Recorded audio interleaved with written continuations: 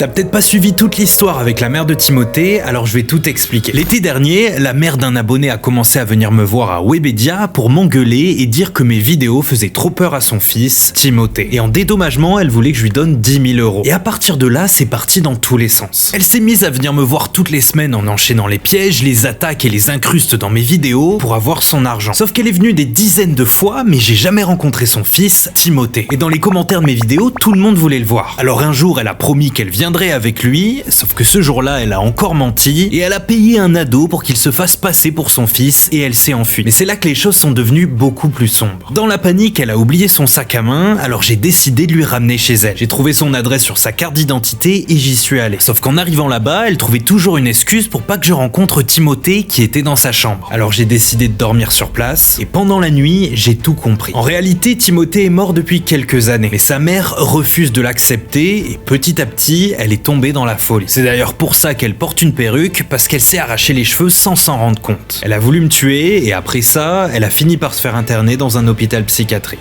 Sauf que 6 mois plus tard, elle s'est échappée.